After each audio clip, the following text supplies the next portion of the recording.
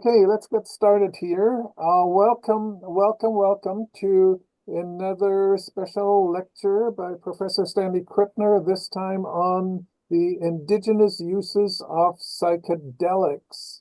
And I want to remind everybody that this event is being recorded, and we'll make the recording available on our I webpage may or may not stay later on. on. It might be boring. Again, could you please mute your microphone, Stephen? And okay, let's see who's not muted here.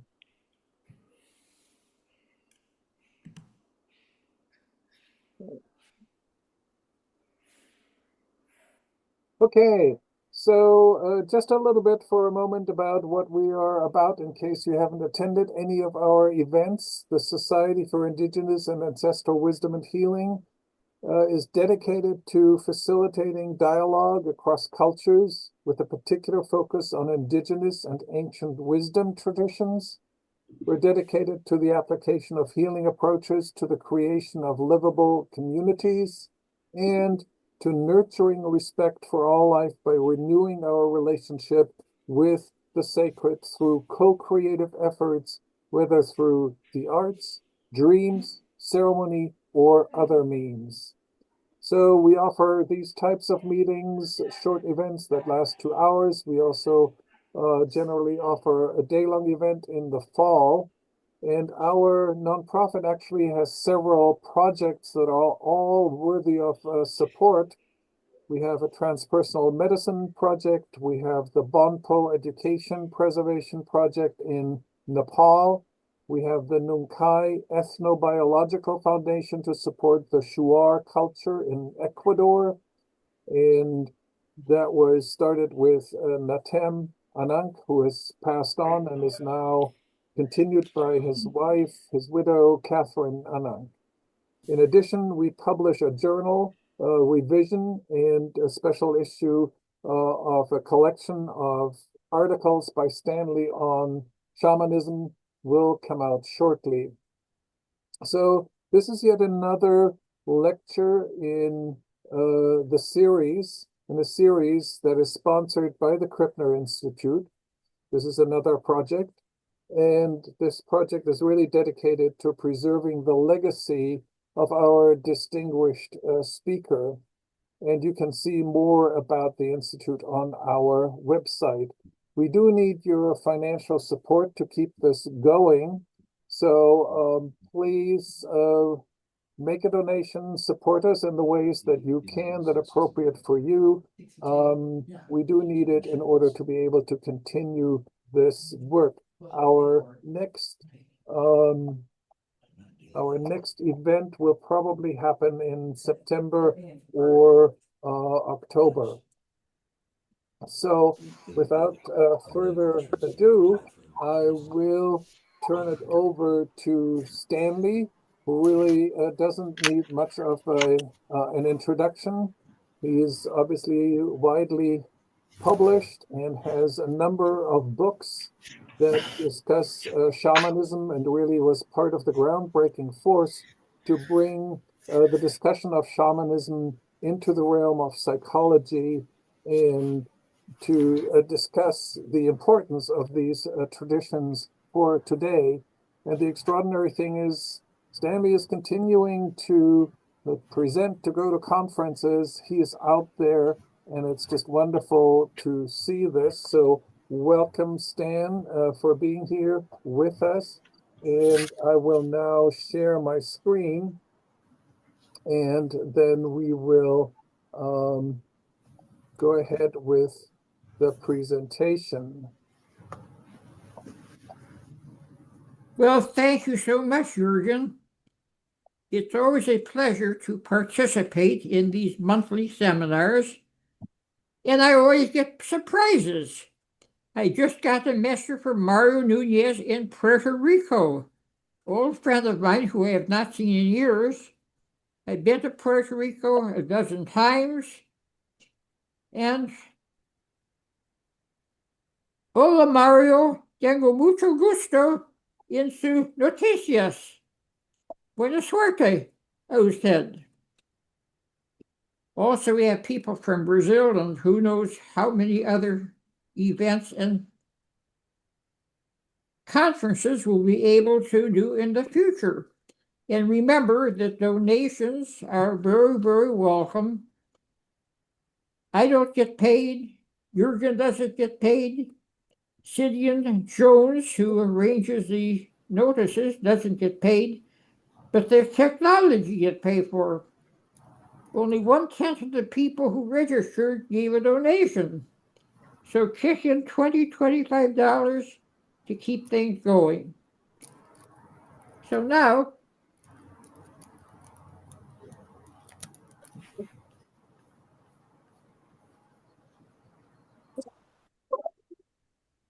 I think we are ready. Okay, Stan, go for it. Okay. Okay. So here's the first PowerPoint. And the information that I'll be giving you, most of it is actually from a book edited by Michael Winkelmann, a well-known anthropologist living in Brazil. And his new book brings together field research from a dozen different places in the world, and I've selected half a dozen of them for the presentation today. Okay, move on to the next slide. Now, this is a very timely event because just this month, a book was published written by Manveer Singh, Shamanism, the Timeless Religion.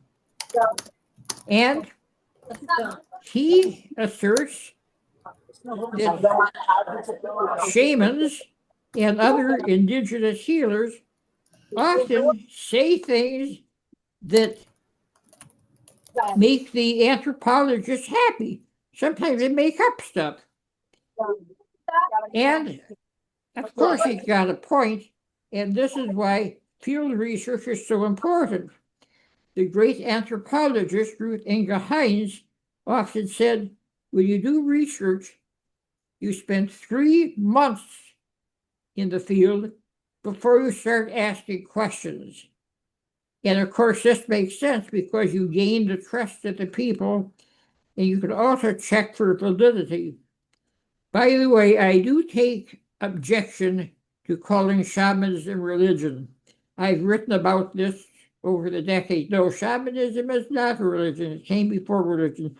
Shamanism is a spiritual technology, and it really does not make the criteria of religion. So let's go on to the next slide.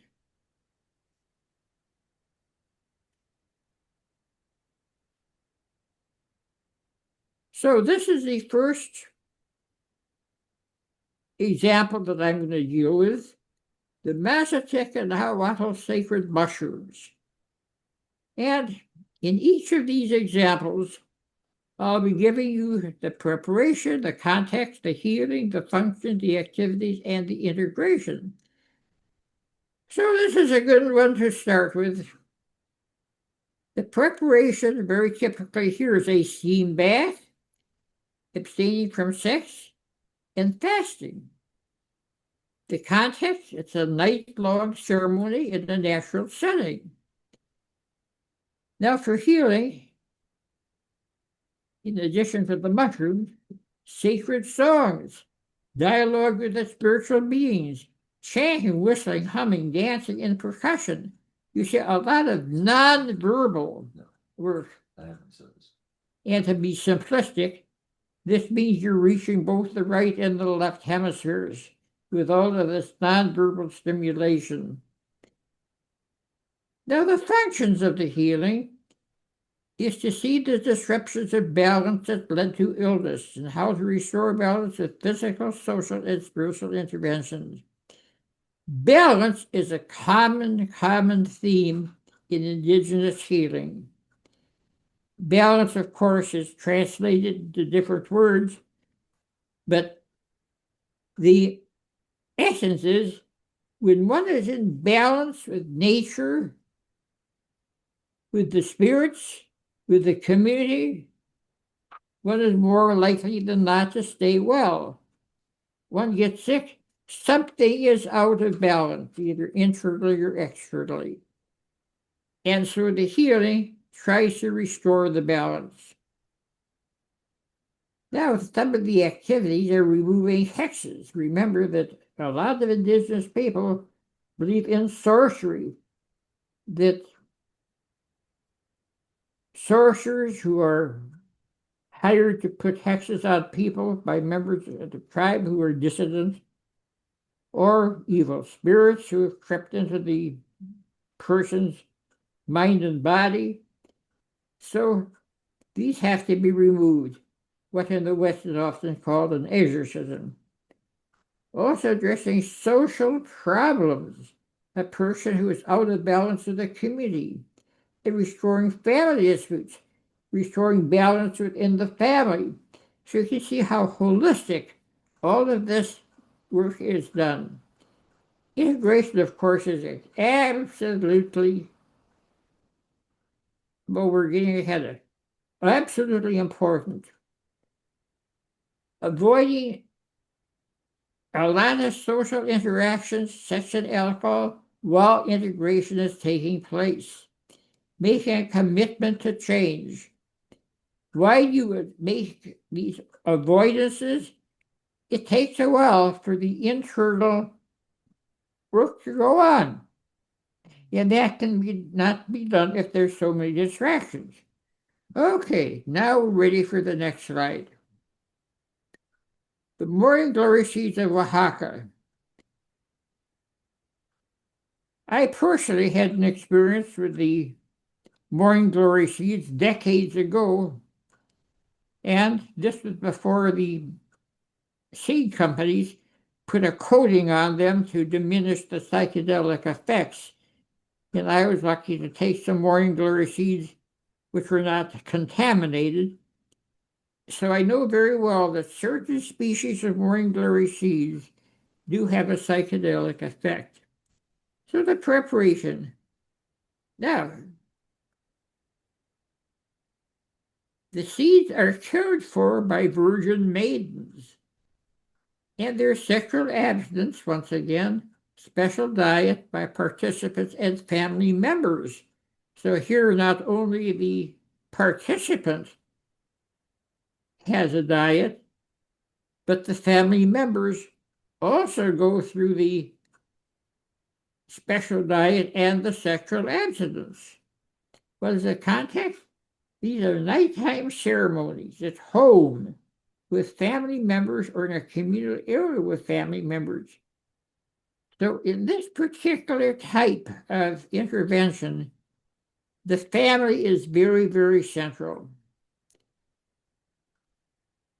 The visions that are produced by the morning glory seeds are used for divination of causes of disease and the subsequent healing. Healing. The participant's vision determines the cause of the problems and what's necessary for healing.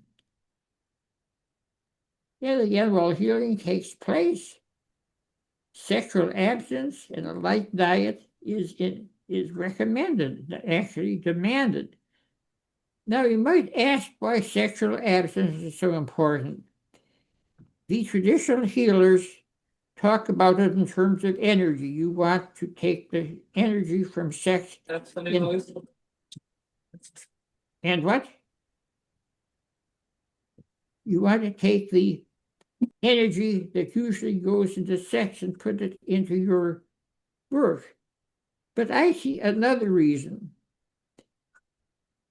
Sexual activity takes one into contact with another person, an intimate relationship with another person, and deflects the person from internal work and also work with the whole community or the family. So there are many, many reasons why sexual abstinence is demanded as part of the work. Now, the integration for this particular intervention one monitors dreams, and the dreams reveal how to anchor the healing. And as you can see so far, a lot of responsibility is given to the participant. They are able to determine themselves what the problem is. It's not like they're going to a psychoanalyst who is telling them about their problem because they know better than the client. No, a lot of indigenous healing puts a lot of responsibility on the participants themselves. Okay, next slide.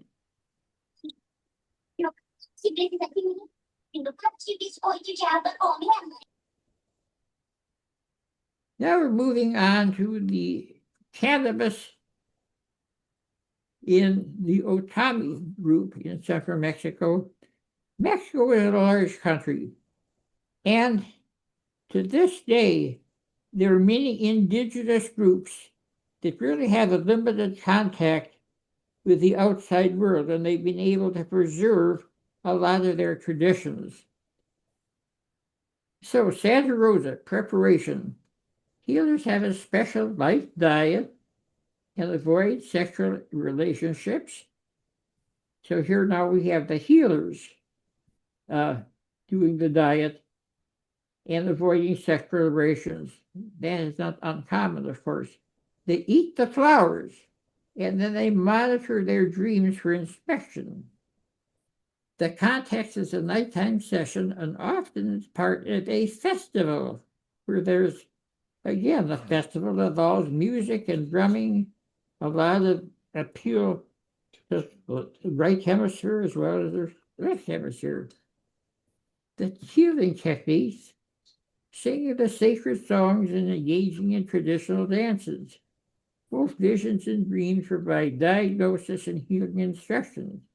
The healing generalizes to the community, ensuring good harvest and relief from droughts, floods, and inclement weather. So God, here we are having the emphasis upon the healer.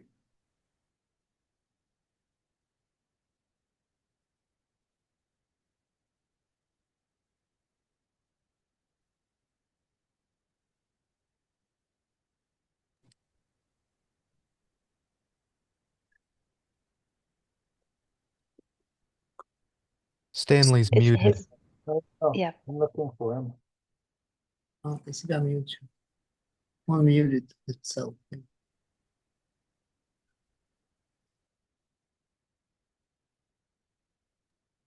Is this better? Yes. Oh my God, thank you for pointing it out. Somebody asked about cannabis inhibited dreams. It's all a matter of timing. When you take the cannabis and when it kicks in to your system. Very good question, by the way. Also keep in mind the power of suggestion and the placebo effect. If somebody thinks they're supposed to dream about a issue, it's like dream incubation. More likely than not, they will do so. All right, now let's move on. The pilgrimage of the Oaxaca in eastern Mexico. This, of course, is an interesting story because the peyote pilgrimage takes place in a rather remote part of eastern Mexico, and they were so remote that the Catholic missionaries could not get there easily. When they did get there, they were not welcome. So they left that part of the country alone, and that allowed the shamans and the other spiritual leaders to continue their old traditions. Now, the preparation, this is a multi-week journey marked by sexual abstinence and fasting. Of course, fasting is important because too much heavy food and it inhibits the psychedelic effect. Just like today, when one is going to do some psychedelic trips, one is advised not to eat before the trip takes place and to fast. Just makes common sense. Now, once they find the sacred peyote cactus and harvest it, there is a nighttime collective ritual taking peyote while the maracate, the singers, perform and the participants inject the peyote, and often smoking tobacco that seems to potentiate the effects. This can be done during the pilgrimage or after the return. People in the community are brought in. Now, one sort of sad note here is that sometimes interlopers, people from the United States, know about the peyote cacti and go down and harvest the peyote before the pilgrims can get to it. And so it's almost like the peyote cactus is now an endangered species. And then, of course, with the weather changes, that inhibits the growth. So these pilgrimages are very important. And again, they're sort of endangered at the present time. Now, it is felt that the visions lead to a self-diagnosis. Again, not diagnosis in this case from the healer, but self-diagnosis from the participants themselves. So this ritual is felt to remove illness-causing objects from the body and the spirit, again, restoring equilibrium, resolving such issues and work problems, and fertility, to make sure that this is an all-male pilgrimage, by the way, that they are fertile and can carry on populating the tribe. Then the integration, again, subsequent dreams are monitored, and rituals are conducted to purify and unite the souls of pilgrimage group members. This is a very group experience. And so people get their own insights as a result of the pilgrimage, but also there's a lot of social support and social cohesion that takes place.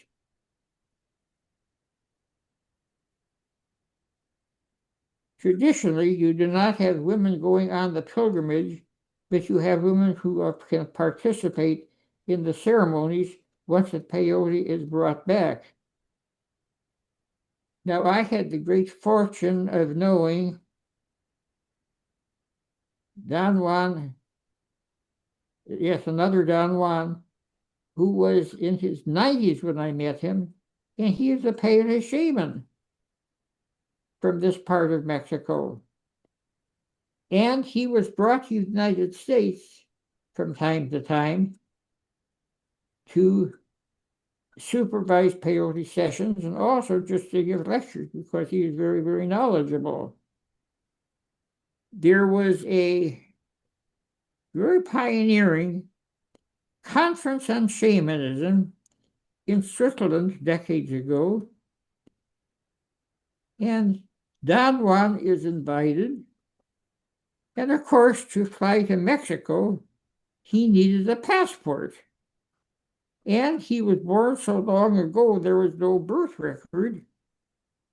And so he had to get special permission from the Mexican government And they saw the value of promulgating this folk wisdom, and they gave him a visa for life. He could travel anywhere that he wanted out of the country. Once he got to Switzerland, he had never been on a plane before. He got off the airplane, and we asked him how he was feeling. He said, I took a little peyote before I got on the airplane, and I've been flying ever since. Well, of course, Don Juan spoke no English, so we had to have translators. Worked out well. And then I had the great pleasure of introducing him to Rolling Thunder, the North American medicine man who is a stellar presence at the conference. And to open the conference, there was a drumming ceremony, and the organizers wanted Rolling Thunder to be the stellar performer. And Rolling Thunder said, no, Don Juan is my elder, and so he should do the opening.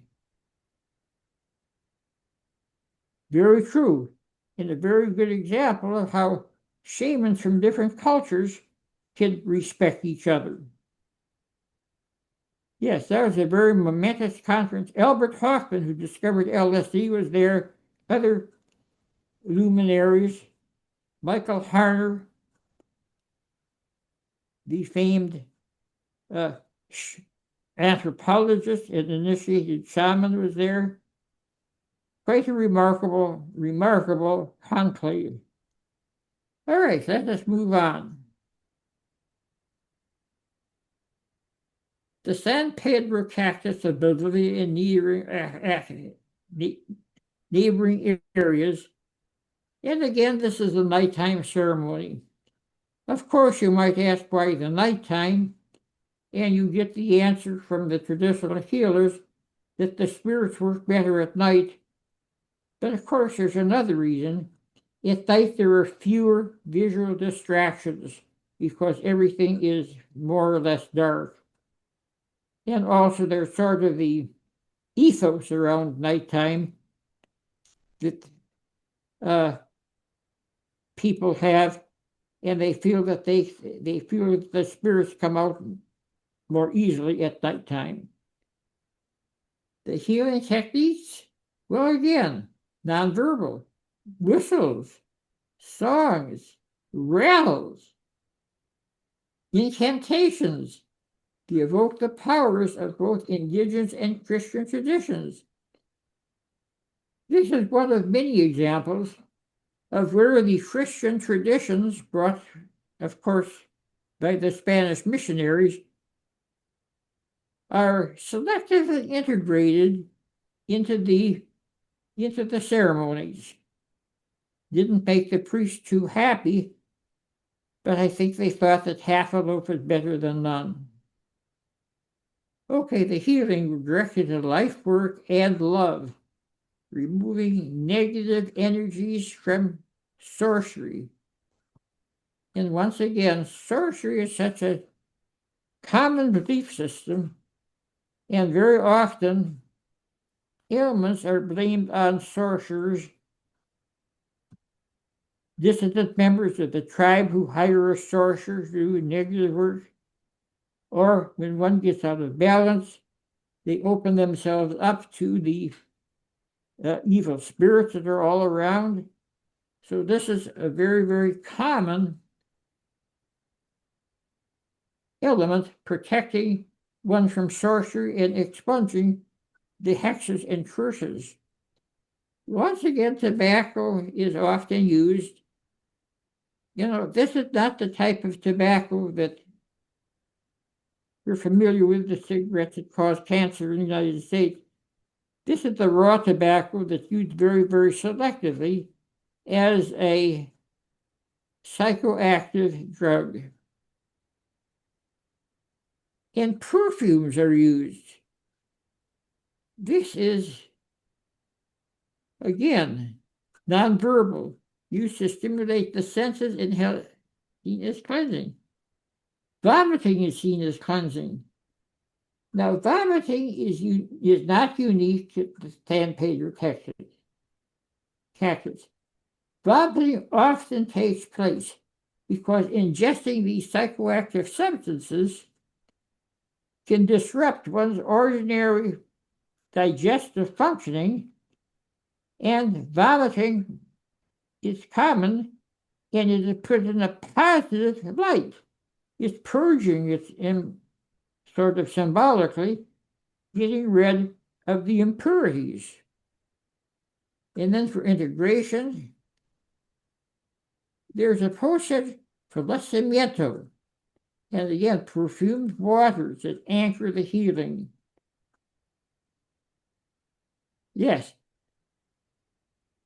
Here the sense of smell is brought in. It's also present in other ceremonies, but here it's really, really highlighted. Okay, moving on. The vegetable healing in Peru. Here we're talking about psychoactive vegetables. We're talking about yahe or ayahuasca, but also other sacred plants. Yet again, preparation, fasting, and sexual abstinence. This is common in preparation. But here,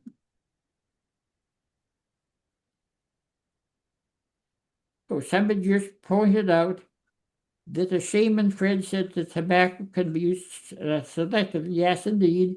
And this is something that is common in many of these traditions. Thank you for the note. So, again, there's an overnight session with both participants and healers. And songs and crystals. Crystals, of course, are very attractive, not always available, but crystals are felt to have a special type of healing energy on their own and are often used in these ceremonies. And fans. And again, the fans are used to circulate the purported energies in the ceremonies. Again, nonverbal. And then ingestion of yahe, tobacco, and other psychoactive plants. Blowing and sucking on the body. And again, this is fairly common. The healer blows on the body, blows positive energy, and then sucks on the body to take out the negative energies. And of course, I saw Rolling Thunder do the cupping and sucking, where he would put his hands on the person's body and suck out the negative energy and spit it into a pail. Yes, it was horrible-looking stuff, probably tobacco juice, but let's not trivialize this. And that's to be taken and buried. It should not be just thrown haphazardly, especially into the water supply. It had to be buried because there's such a negative force. So the blowing and sucking is emphasized here, but it's not uncommon. Now, the psychedelic visions are felt to strengthen the body, to enhance intuition, again, protection against sorcery, and to reveal the sources of the illness. The healing, again, resolves imbalances caused by stress, fears, traumas, negative thoughts, releasing negative emotions, especially anger or resentment. Again, a lot of focus is often on the negativity that somebody carries with them. And this, of course, is no surprise. Western psychotherapy knows very well how negative thoughts and negative feelings can affect physical and mental health. Now, for integration, the dreams reveal their lessons, and then no sexual activity integration. And the integration is felt to change emotions, change self-perceptions, change relationships, and this is the key to healing. Now you notice all the repetition in various parts of Latin America that I've been using as examples.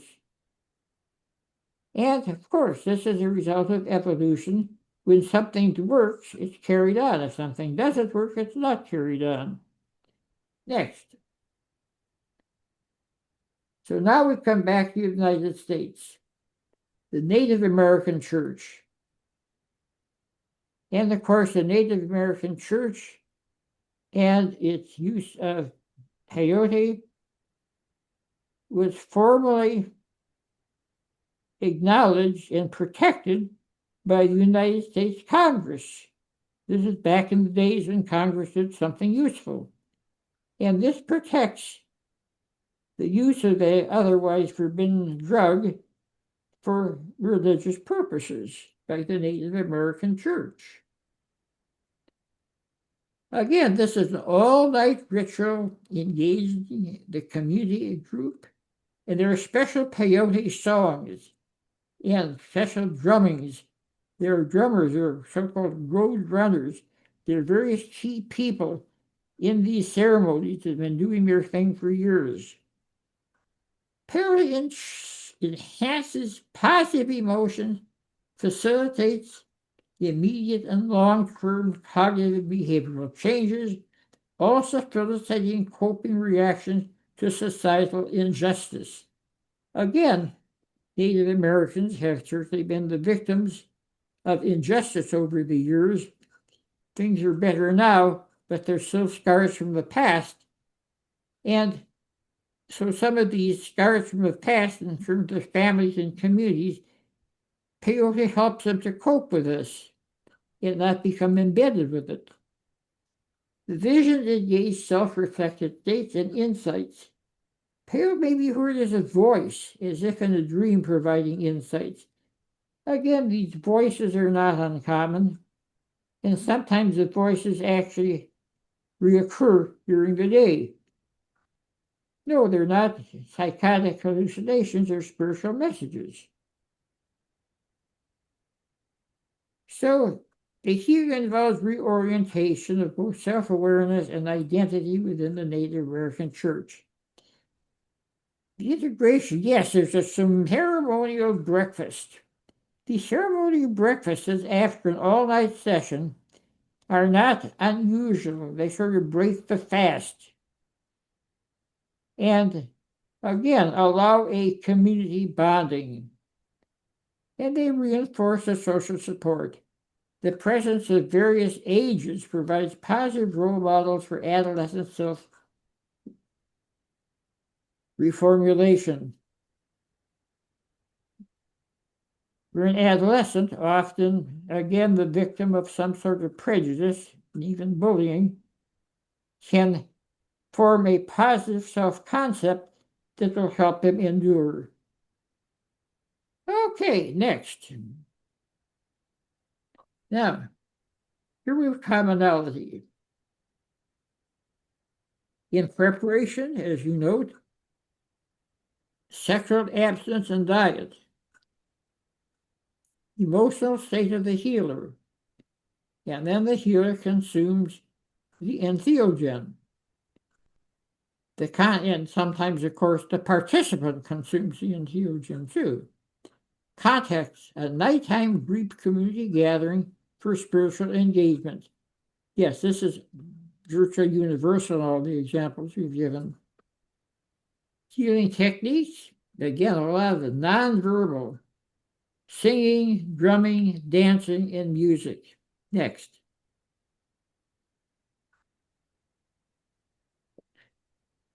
The visions provide the diagnosis and the healing energies through the songs for nonverbal information and simulation. And there's self-diagnosis from client from visions. This is very common. Dreams can be diagnosis and integrated. So, interesting how dreams play such a central part. And from what we know at the present time, dreams can be incubated. One can set up the expectation to have a certain type of dreams, and this is being done by the traditional healers for centuries. The healing, of course, is biopsychosocial. Physical healing, emotional healing, and social healing, and of course, spiritual healing. Then integration. Personal and family dynamics of post-session integration. Again, a lot of stress on the family, a lot of stress on the community is part of the healing. Changes behaviors, attitudes, and social relations. So it's not just that one takes a psychedelic and goes on one's way. Integration is very important. And of course, this is also important in psychedelic-assisted psychotherapy, where integration is absolutely mandatory. Next, how to optimize psychedelic healing. To adapt to the evolved psychology of ritual healing. Commonalities in contemporary indigenous and theogenic healing. Biological roots in evolved psychology of ritual healing responses. Adapt to the evolved psychology of ritual set and setting.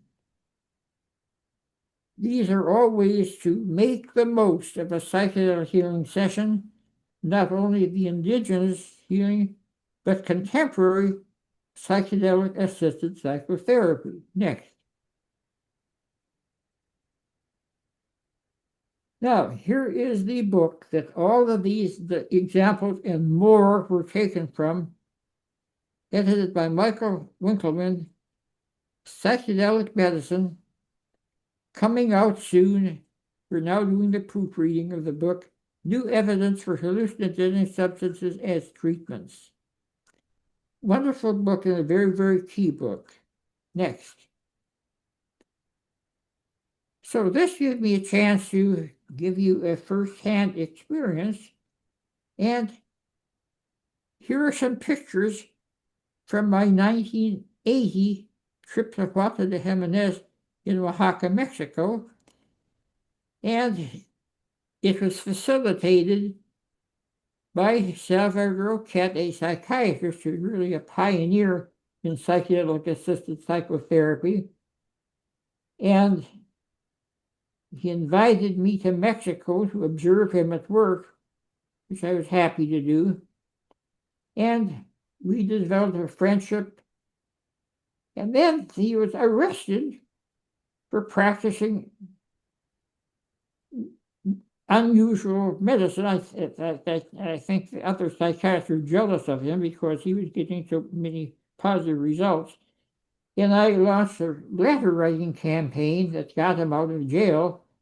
And sort of as a reward, he said, I know that you are always eager to talk about Maria Sabina, and I know Maria Sabina, I will take you to meet her. And so we had a small caravan of people, including Michael Winkelman. And these are some pictures. And here you see the diminutive Maria Sabina and her daughter Apollonia and Salvador Roquette and myself. A memorable event. Now, Maria Sabina, when we wanted to take her picture, she put on her huipol, which was a ceremonial gown, and I do have some other photographs of that. And then it was cold weather, and I actually left my jacket for her. So on the second visit, she was actually wearing my jacket. So it was a great honor for me. And so that's why you see the jacket on her. Now, we had a remarkable interview with Maria Sabina. Michael Winkelman and I have written about her. Other people have written about her whole book, describing her life and times. And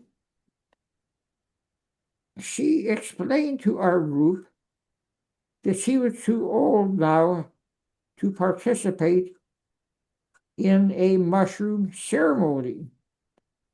And she referred us to one of her students, Dona Catilda, who, by the way, went on to become a very, very famous shaman in her own right. So our group of about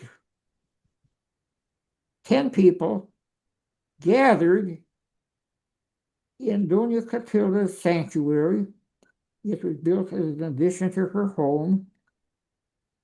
And she said, you know, it's dry weather, and so I don't have enough mushrooms for everybody. One of you will have to sit it out.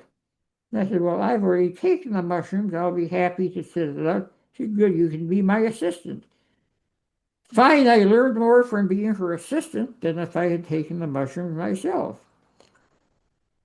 The floor was covered with pine cones, again, which smelled very, very nicely, and also served to hide the stench when people vomited. They vomited into the pine boughs, and that sort of cut back the stench. So Dona Catilda took candles and dripped some wax on the concrete floor and stuck the candles on the floor between the pine boughs. She gave me some candles, and I did the same. It took me a long time to stick my candles on the floor, and then I noticed that her candles were straight on the bottom. My candles were bumpy on the bottom. And I thought, well, this is a way for a shaman to attain prestige, looking good, and for the gringo assistant to be looking clumsy. So I went along with it.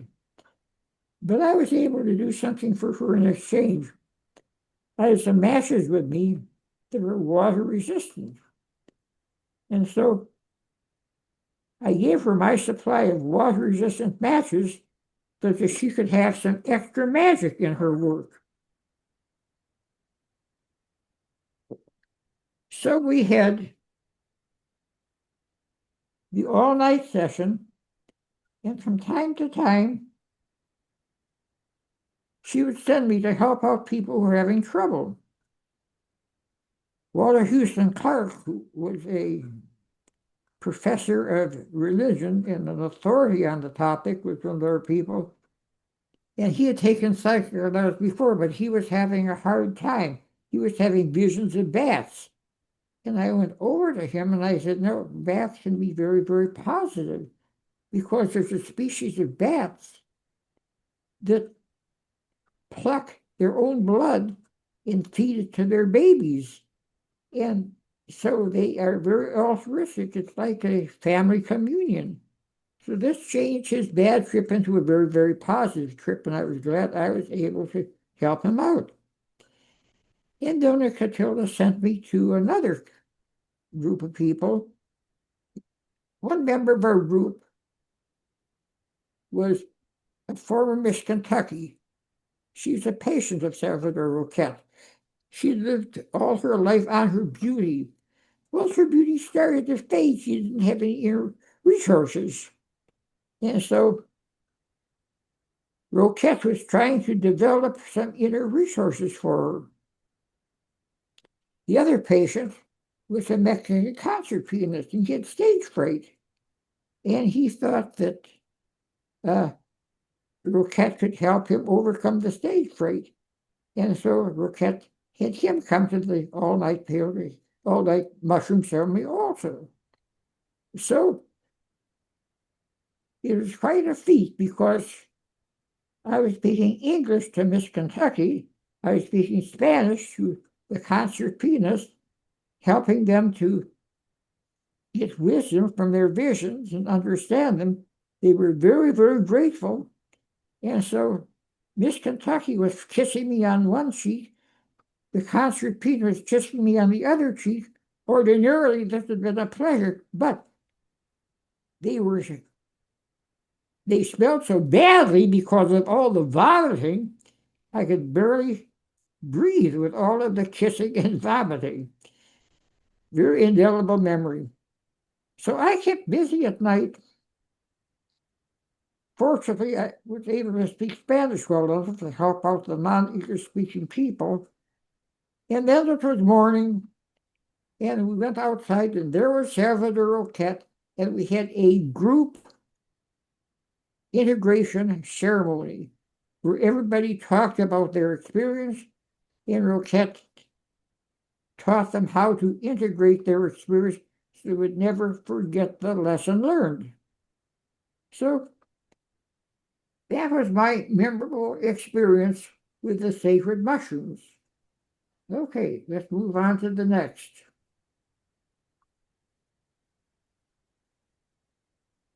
So here is a new recommendation, a brand new LP from Stephen Halpern, who many of you know of.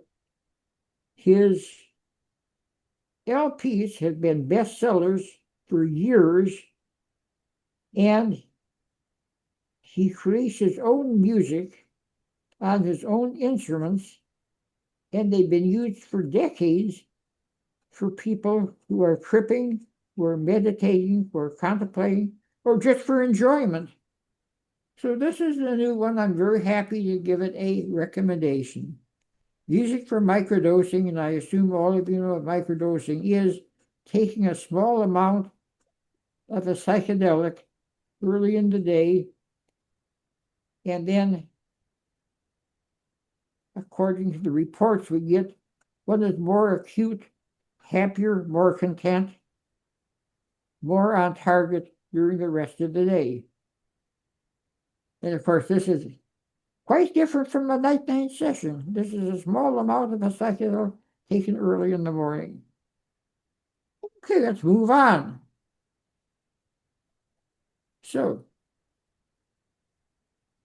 again, here's a handbook of ectogenic healing, edited by Michael Winkleman. Highly recommended. Next slide. I think that is the end. Yes, and here we have a real treat. You're now going to hear from Michael Winkleman himself. Let me cue this up here. Just a second.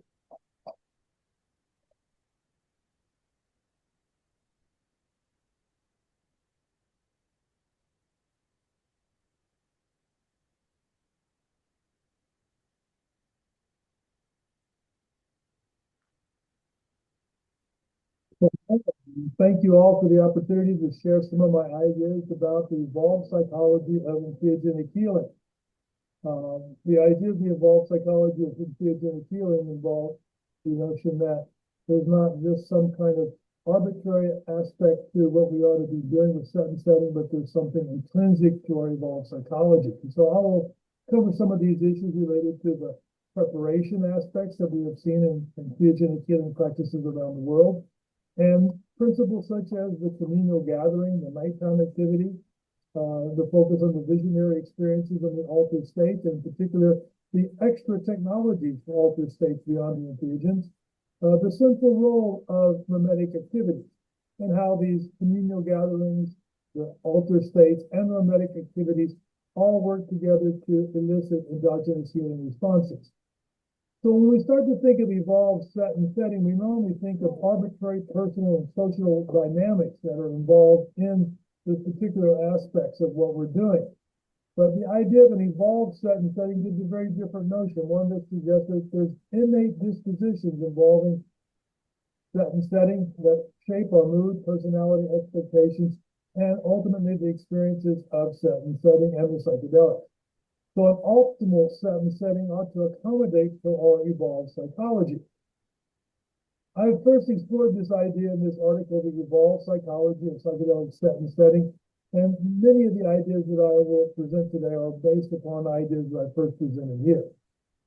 The overview of what I will do today is start with the notion of shamanism as a communal ritual.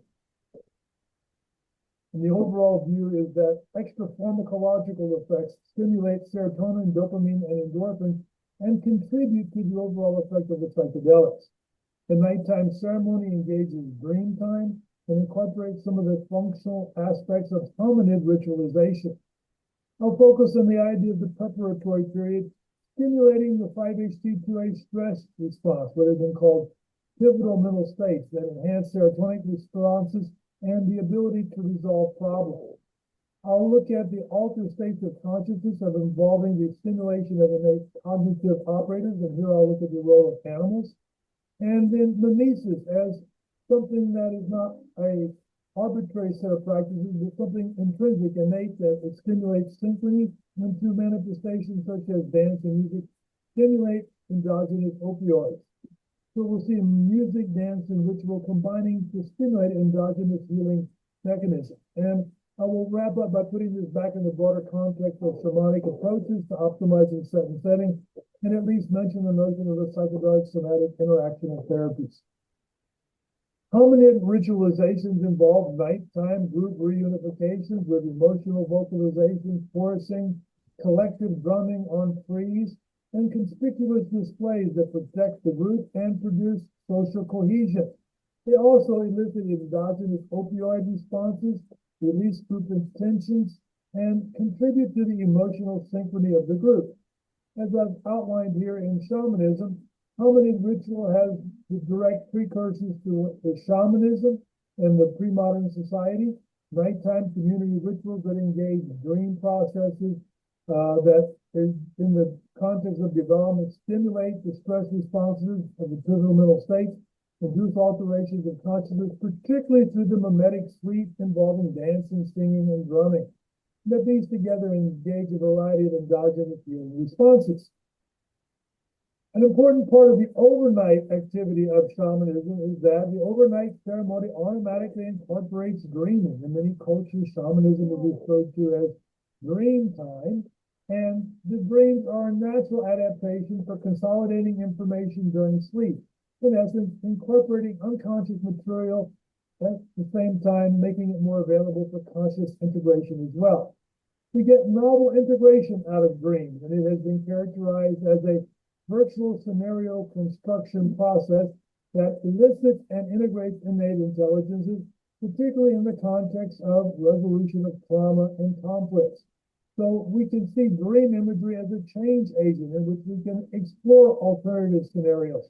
And the psychedelics enhance this capacity for integration of this unconscious information into consciousness. Shamanic development also engages particular kinds of features that have to do with enhancing the ability of altered states to heal. On one hand, the shamanic profession is driven by illness, symptoms resembling psychosis and hysteria, but most assessments indicate that the shaman is an exceptionally healthy individual. This healthy path begins with solitary training that involves self-healing, the fasting, sexual abstinence, and often austerities, in a vision quest in the wilderness where the shaman seeks taller animals in the context of visions and dreams. After initiatory experience of being attacked and killed by animals, the shaman undergoes a personal transformation into an animal and consolidates it through extensive drumming, dancing, chanting, and singing.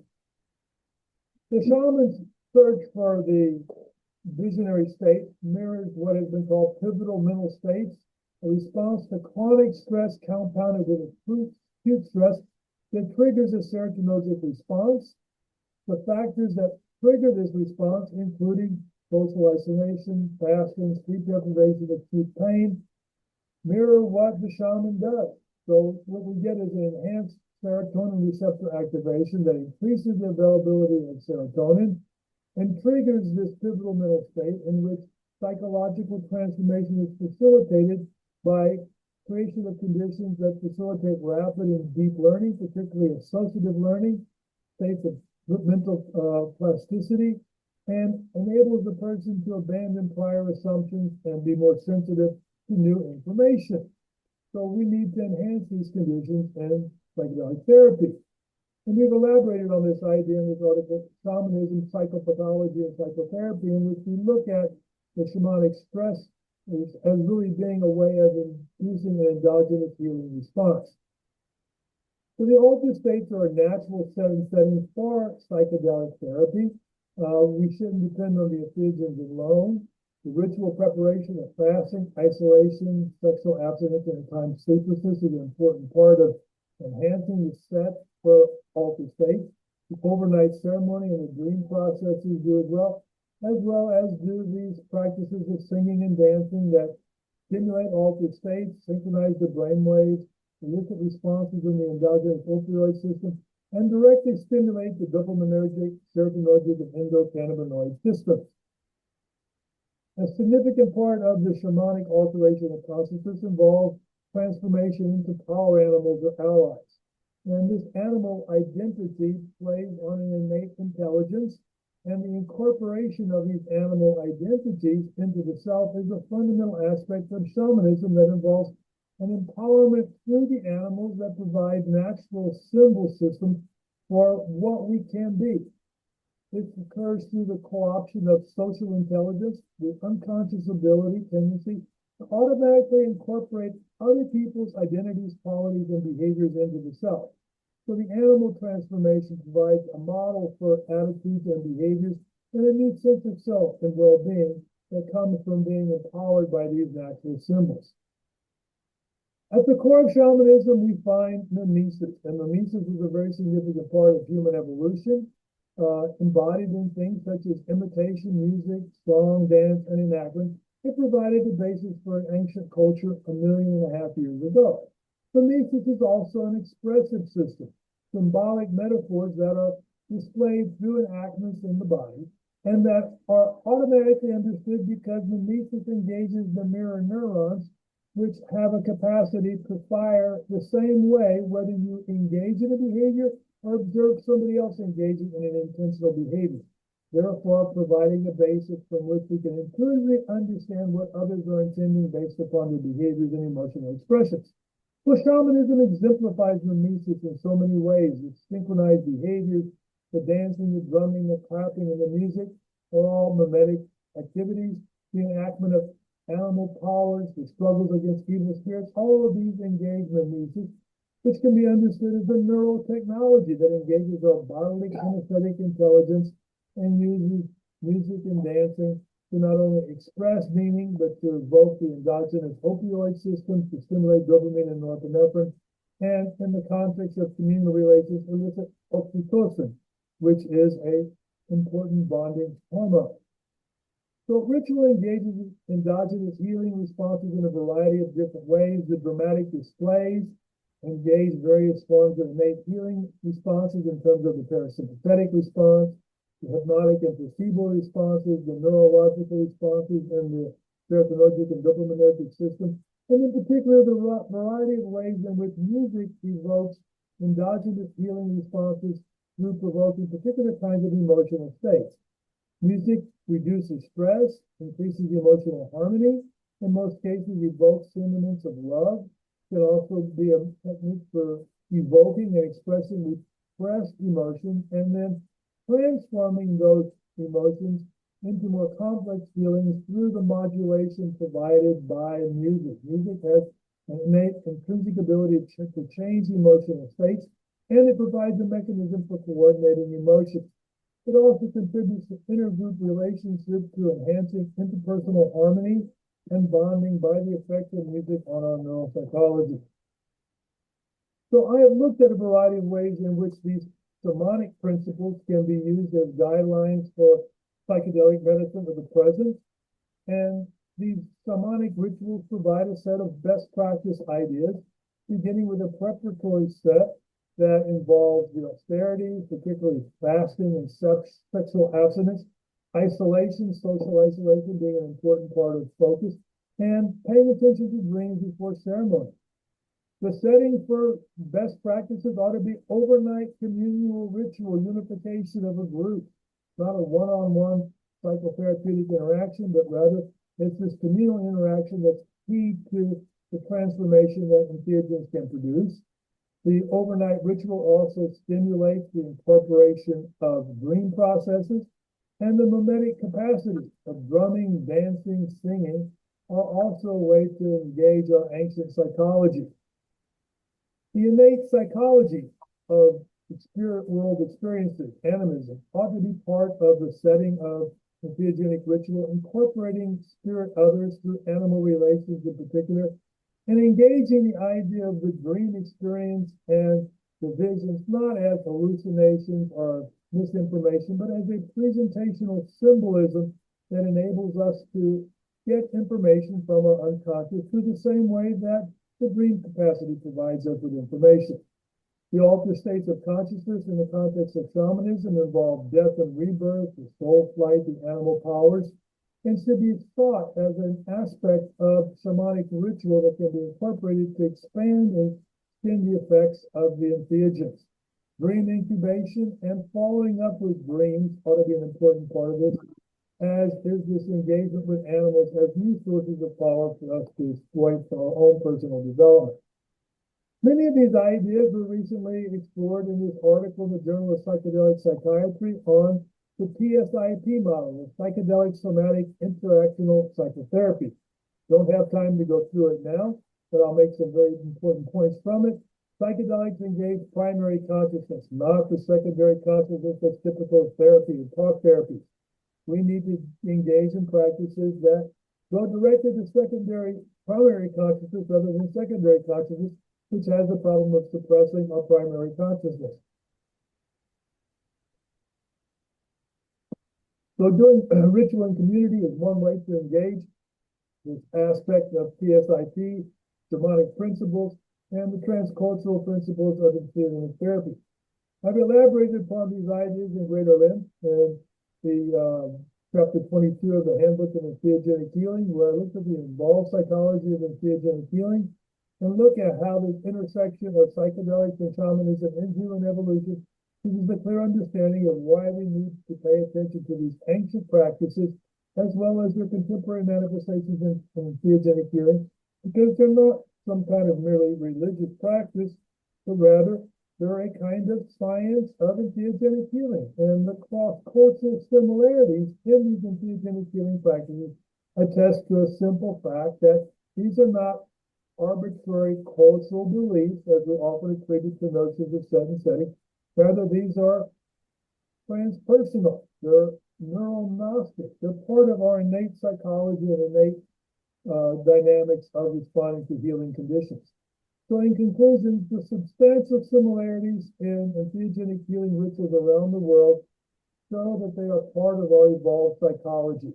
And the similarities with shamanic healing practices is expected because shamanism is part of this adaptation in which the entheogenic effects stimulated certain kinds of responses that facilitated certain kinds of adaptive responses that enabled us to evolve in ways that better incorporated the aspects of these entheogens into our evolved psychology and healing.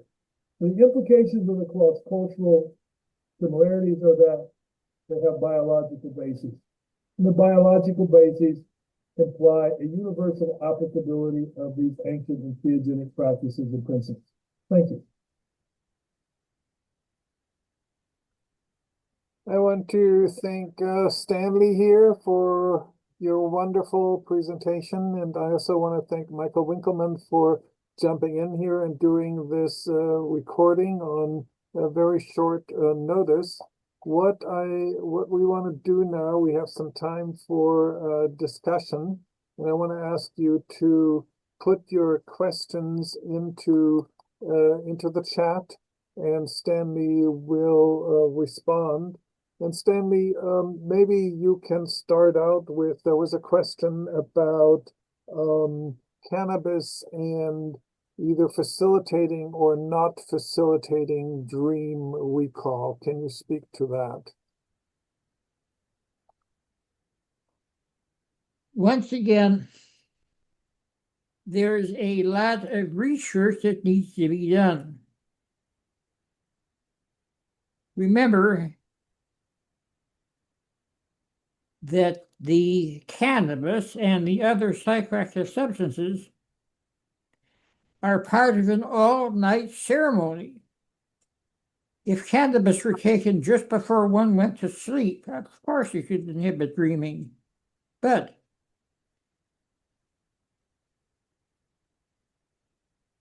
At the end of the all-night ceremony, a person goes about one's daily work, then goes to sleep again, and has an ordinary night's sleep.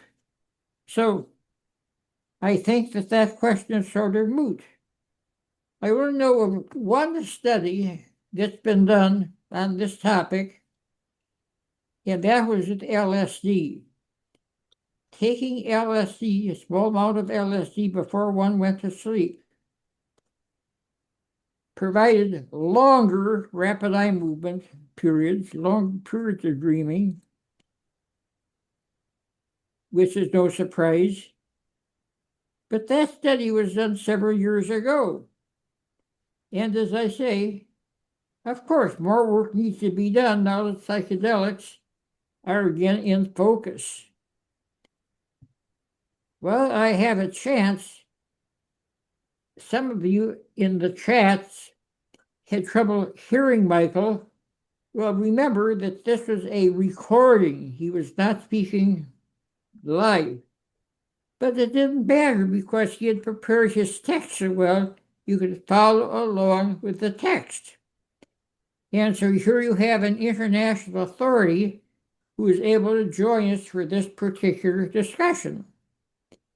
There was another question that came up in chats about shape-shifting, about shamans who purportedly turn themselves into animals. Well, who knows? I've had one experience that's sort of humorous with rolling thunder. And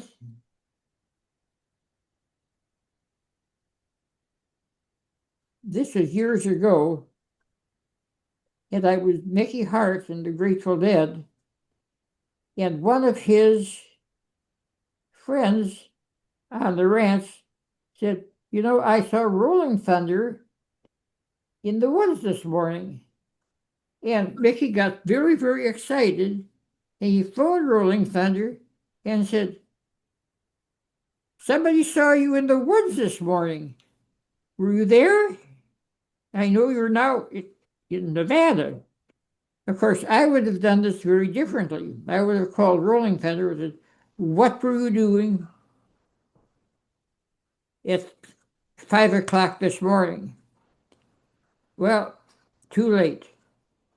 So remember, shamans, again, try to enhance their prestige for positive purposes. So Rolling Thunder said, well, Mickey, you know, there was an herb that I really needed for my healing work, so I turned myself into an eagle, and I flew to your woods, and I found the herbs, picked them up, put them in my satchel, and brought them back to help my patient. So there you have it. Also, Michael spent a lot of time upon how evolution comes into the picture. One of the articles I have written on evolution points out that yes, shamans did aid evolution in a very unusual way. A lot of the herbal preparations that shamans give actually have psychoactive benefits. Others do not, but they work because of the placebo effect. Now, imagine the people in the tribe taking the medicine and it works by placebo. They get well. What about people who are not able to assume the placebo effect? They die off. Their genes do not pass on to their descendants. And so the placebo effect is something that is evolutionary based. So is suggestibility, so is hypnotizability. These all had healing and survival effects. So you can see how evolution over the millennia comes into the picture and is an important part of the legacy of shamanism. And I should also mention, in a month we will have another seminar. If any of you have suggestions on what topic you would like to see covered, you might send them to Jürgen, and we'll see which ones I'm able to create a seminar for. All right, having said that, I think we're ready for the next question. And I'm putting my email address into the chat, so anybody who has any suggestions or requests, please feel free to send them to us. There are a number of other questions. One earlier question was, do women ever go onto the peyote pilgrimage? Once again? Do women ever go onto the peyote pilgrimage? Well, again, we have to remember that a lot of these indigenous tribes are what we would call sexist for evolutionary purposes, which probably no longer apply. As far as I know, the women do not go on the pilgrimages. And again, it's not because women are too frail. It's because they would distract the men who are on the pilgrimage. And remember that sexual abstinence is an important part of all of these ceremonies. That's a good question, and that's the best answer I can give. There's a comment about Michael referencing birth, rebirth themes. And do you see any thematic material in these altered states that relates to past life type of traumas? Oh, I didn't catch that. You have to repeat that again. Michael referenced birth, rebirth themes. Do you see any thematic material in these altered states relating to past life type of traumas? Oh, good heavens, of course. Yes, many of these indigenous people do believe in past lives. And Rolling Thunder, for example, claimed that he had several past lives, again, as Native American chiefs and power figures. And sometimes a past life report will come up in one of these sessions. And again, this is dealt with psychotherapeutically by the healer. You just asked such an important question. And I think that somebody along the way needs to start collecting examples of how past life reports come into these indigenous reports in sessions. Very good question. I should mention that right now, the Journal of Humanistic Psychology is actually preparing a special issue on psychological studies of children who report past lives. So past life reports being neglected and actually ridiculed by Western science and psychology for decades are now being taken seriously. And part of this zeitgeist can certainly apply to studying what happens in these indigenous ceremonies. Good question. Yeah, there was a comment that was also answered about, whether Maria Sabina's village turned against her after she introduced the mushrooms to the West. And I remember when I was in Oaxaca, they were selling T-shirts in her honor, and I actually brought Stan one of those T-shirts back. Stan, do you want to say anything about that other than, there's a comment that says there's a museum for her, and her legacy is being continued to this day? Well, this is news to me. I did not know about the museum. Of course, I'm delighted to hear about the museum. Wonderful. And as I say, there have been several articles written about her legacy and a book written about her. And sad to say, she lived her entire life in poverty, and she was actually suffering from malnutrition quite often during her life. And once the article in Life magazine came out in the 1970s,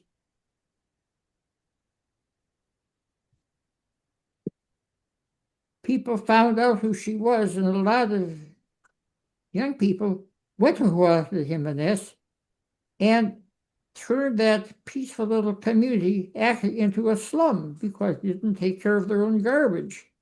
And the Mexican government had to send police to get rid of them and forbid them from coming back. And then they built a modest house for Maria Sabina, and that is the house that she was in when I was able to visit her. And of course, I visited her under the auspices of Salvador Roquette, so it's no problem with our particular visit.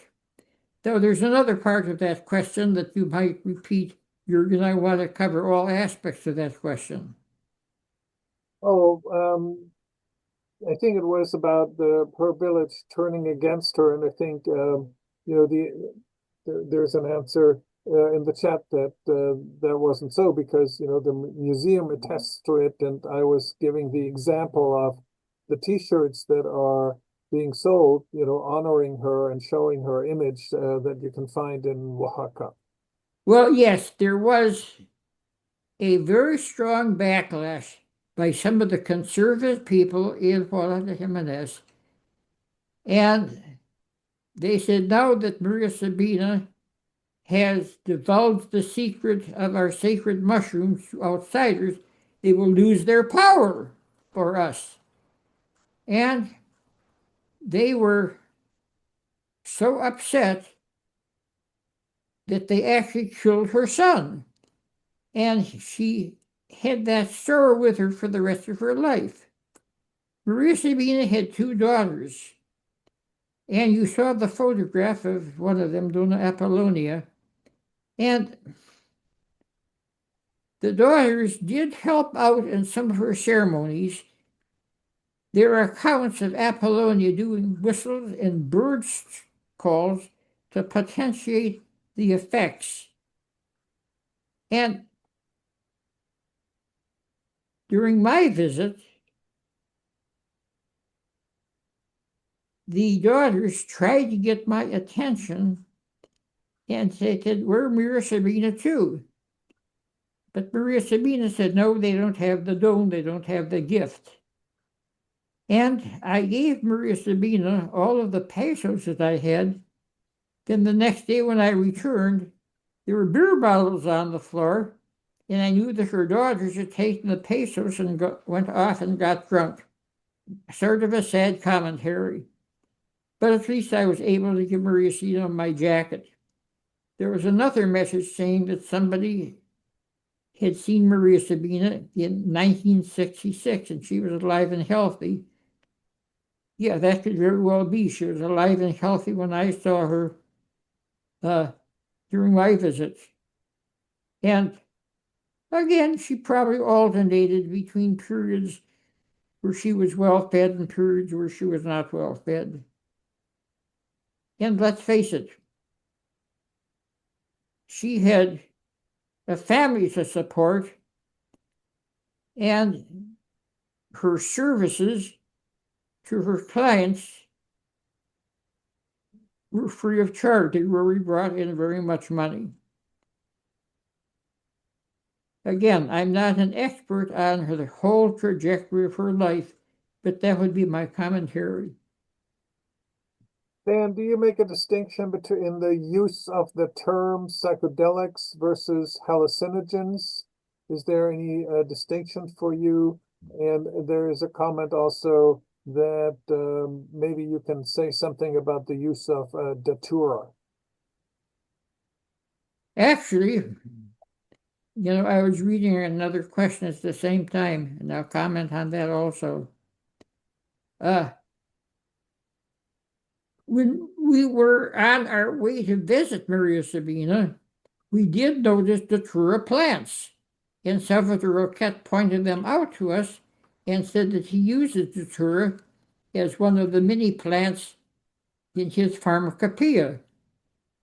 He had such a wide collection of psychoactive ingredients in his collection, and he would tailor them to suit the needs of his various clients. The all-night session that I went to involved probably about 30 people, a large number of people, and they each had their own little dose of psychoactive substances that he had tailored for their particular needs. Now, what was the other question about the Datura? Well, just that you did not discuss it, and there was one, can you say something about Datura? And the other question was, do you make a distinction between psychedelics versus hallucinogens? Do you use these two terms differently? The distinction between what? Psychedelics and hallucinogens. And I'm hard of hearing between psychedelics and hallucinogens. Once again, I did not get that word. Okay, I'll put it in the chat. Hallucinogens.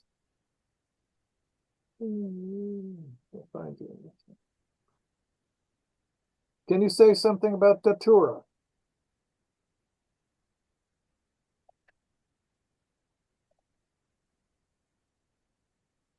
The distinction between oh my God. The distinction between psychedelics and Datura, is that the question? No. There was a comment that you did not discuss Datura. So can you say something about Datura?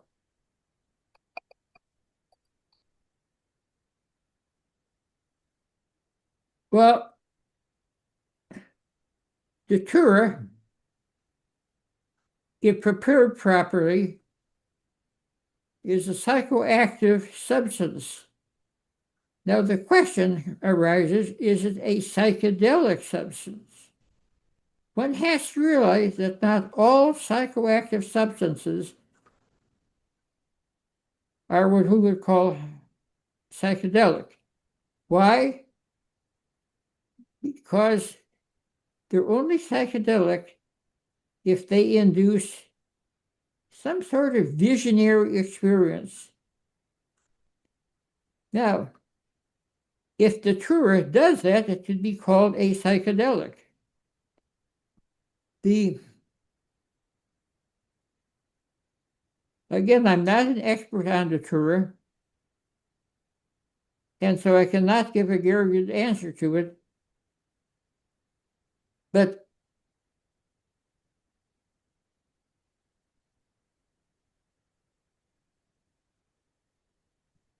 one can definitely call substances like ayahuasca psychedelic because they induce visions and provide insights. Now, not all psychedelics focus on visions. Some psychedelics focus on internal processing. Well, that's also mind manifesting, which is the translation of psychedelic. If the Datura does something like that, it can be, of course, considered a psychedelic. But there was another question that came in about tourism. Yes.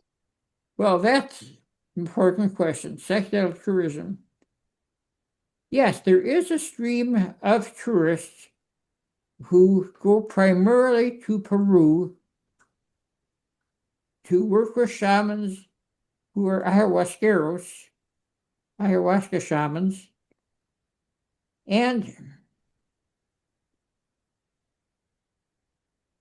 I think that this is a complicated question. First of all, these shamans have been working for millennia without any outside interference, and then suddenly there are a group of tourists coming, and again, well-meaning, they want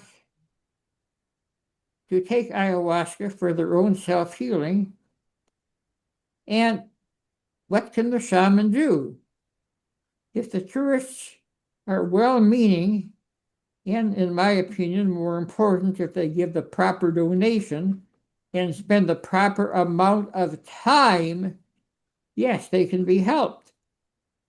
But if they go down there for a quick fix and then return, they're probably lacking that integration period, which is so important. So we use the word tourism because sometimes these are more or less tourists who are going to visit something for touristic purposes.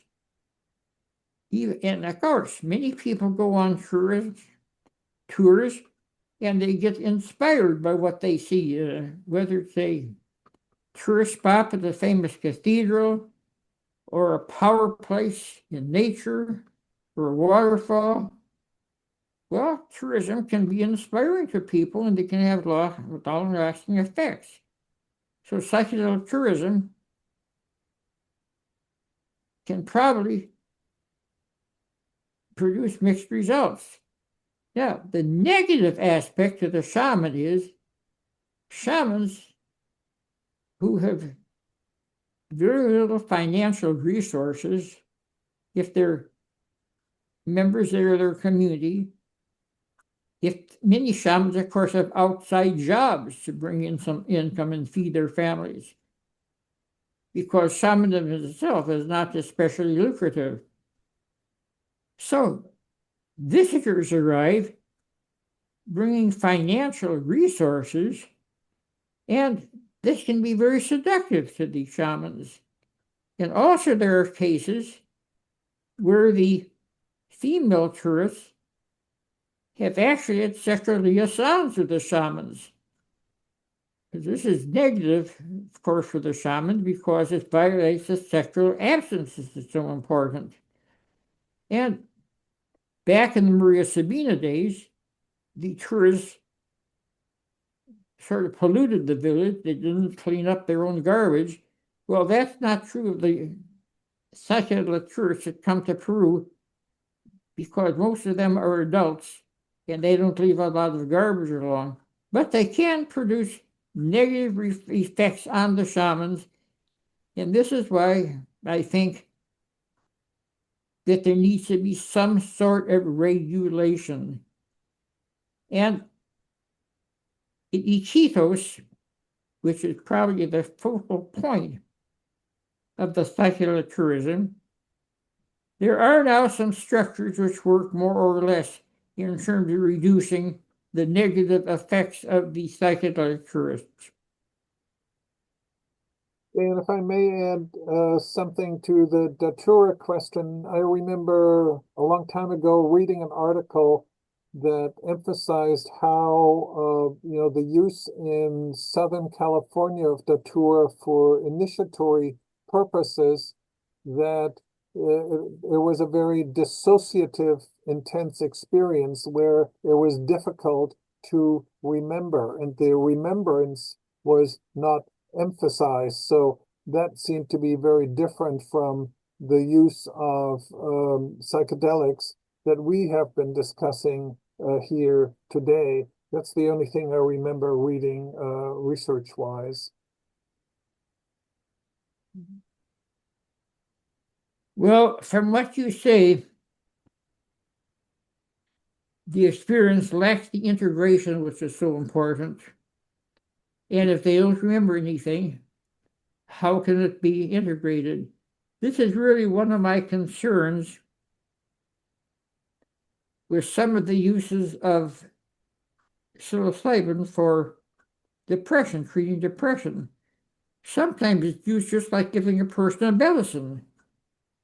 There's no exploration of the insights, and integration might or might not occur, but it is not the way that the indigenous people have used psychedelics, which is, again, why what we've been talking about today is so important, and why Western practitioners have so much to learn when they do psychedelic-assisted psychotherapy.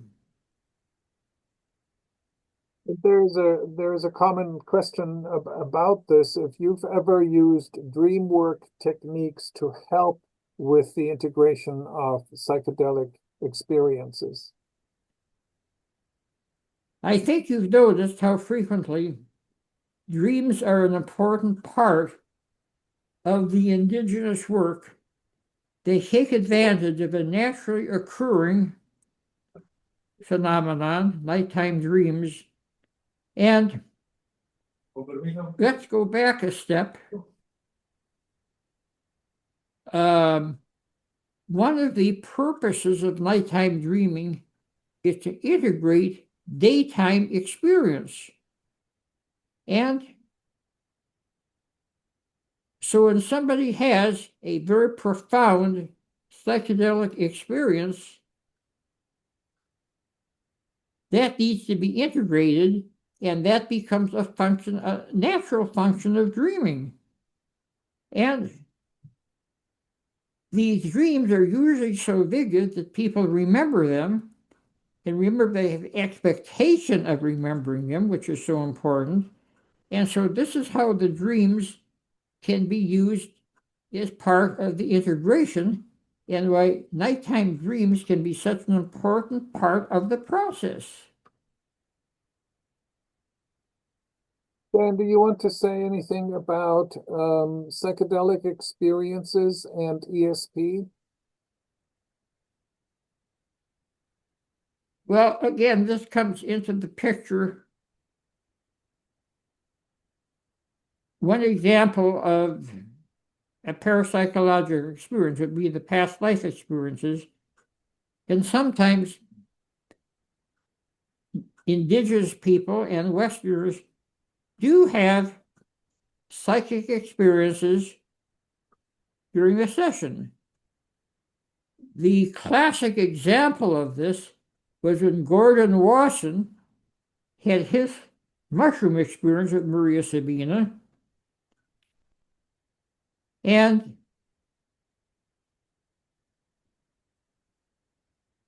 had a vision about his son in California being in trouble.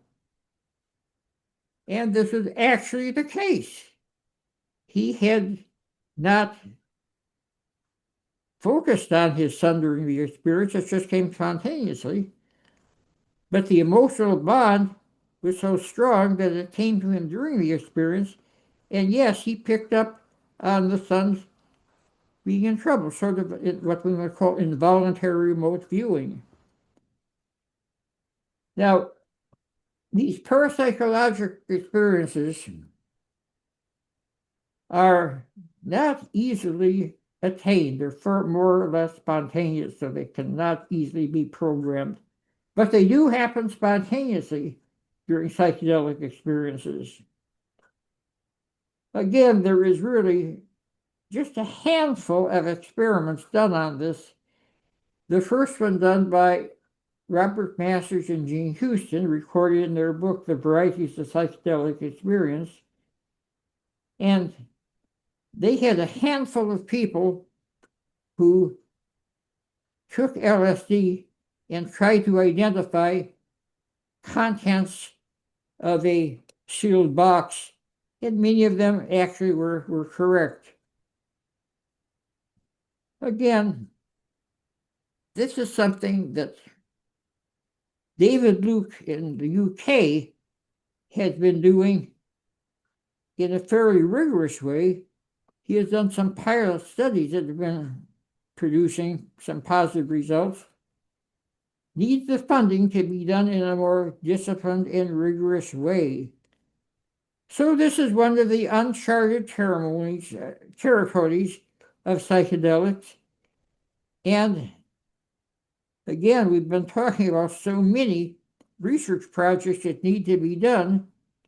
And if the funding were available, there are certainly qualified people who would carry this out.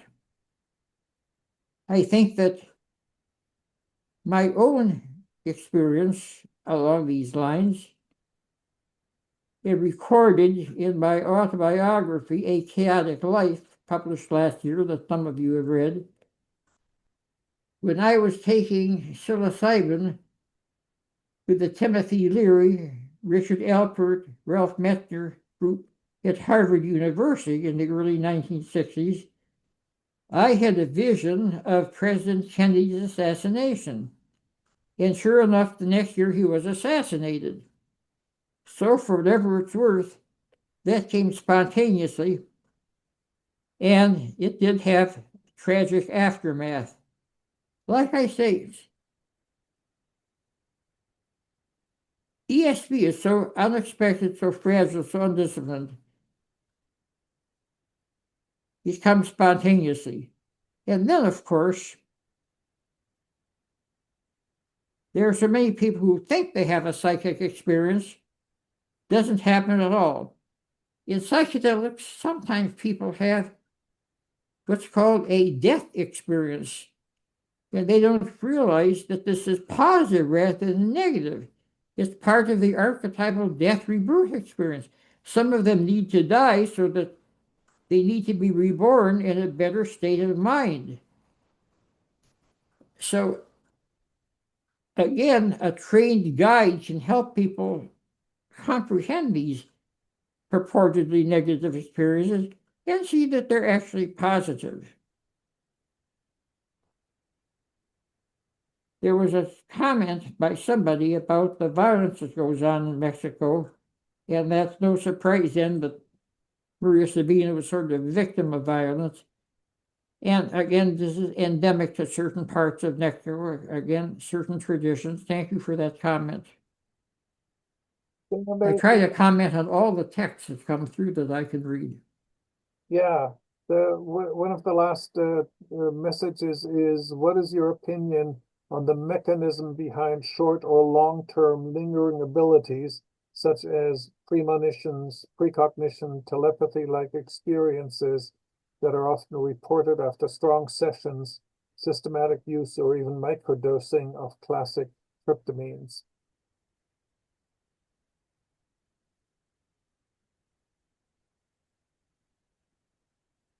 Of course, the expert on microdosing is James Fadiman, and he is following this through. I would really say it's too early to know the long-term effects of microdosing. My hunch is that microdosing uses such small amounts of the psychedelic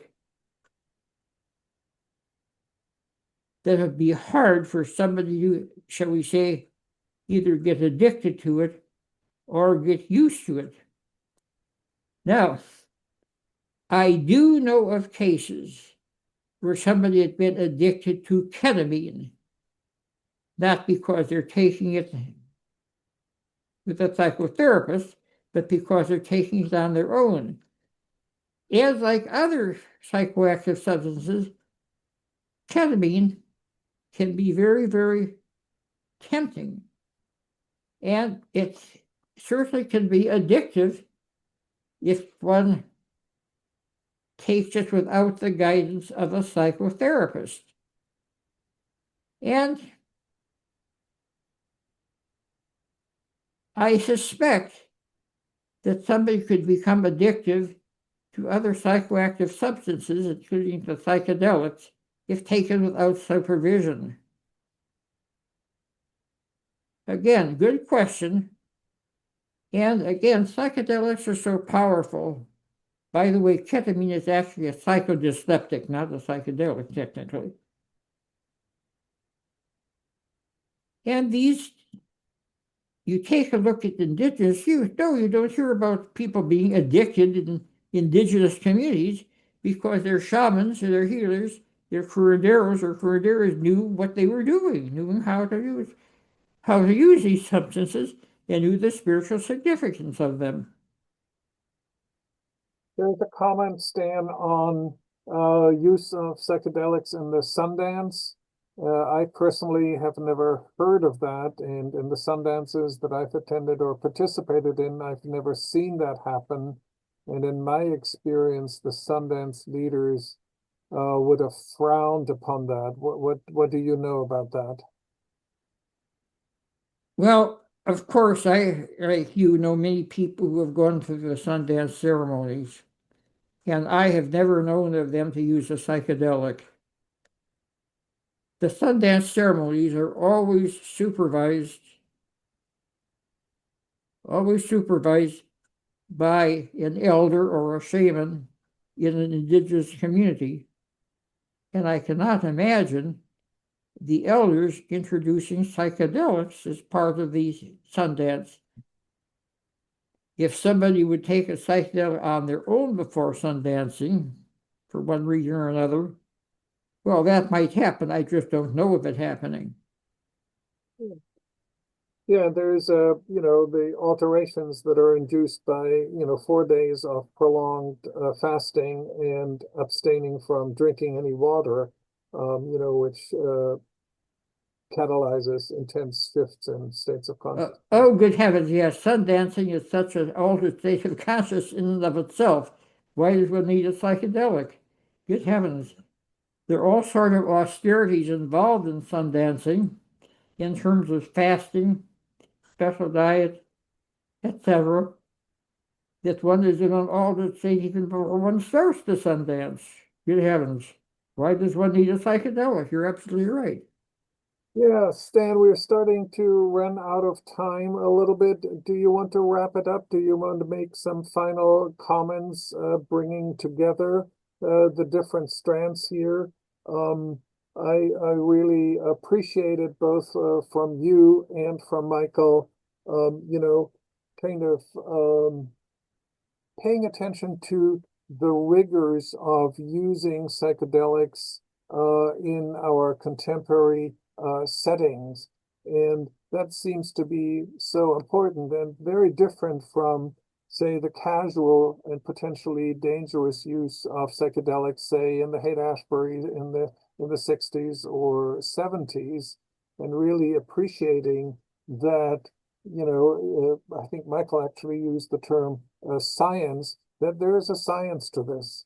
And it's a science that indigenous peoples have used, their indigenous science, and that has led them to using psychedelics in a positive and integrative fashion, and which now Western science is kind of catching up with as we have these publications in Western journals and in Western books.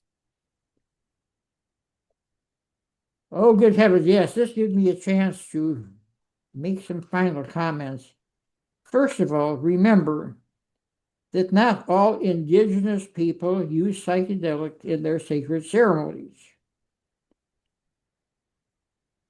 Also remember that the examples that Michael Winkelman and I have been giving today are from the Americas. There are psychedelic practices in indigenous people in other parts of the world. There was a recent article on field research in Africa identifying psychoactive substances in indigenous ceremonies in different parts of Africa that have not been adequately reported. And of course, we all know about the mushroom ceremonies and the shamans in Siberia. And good heavens, when I was in Siberia and visiting shamans there, I found out that there is a mushroom tradition there, and the mushrooms there very similar to the Amanita muscaria in North America. And once again, not all of the shamans in Siberia use mushroom. There's such a variety, of shamanic ceremonies and shamanic uses. It's very hard to make generalizations. That is why in our presentation our presentation today, we were able to distill the commonalities of the indigenous uses that we know of and that Michael Winkelman has collected in his wonderful book. And even though there are those generalities, of course, there are divergences and individual differences from one group or another.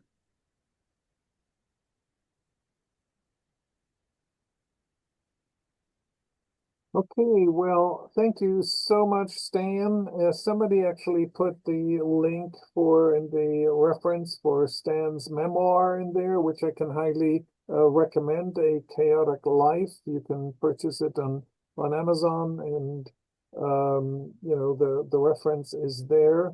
I want to thank you all for being here today, and also want to again encourage you to support our work, to support the work of the Krippner Institute and these lectures by donating to our society so that we can continue this work. We really appreciate that.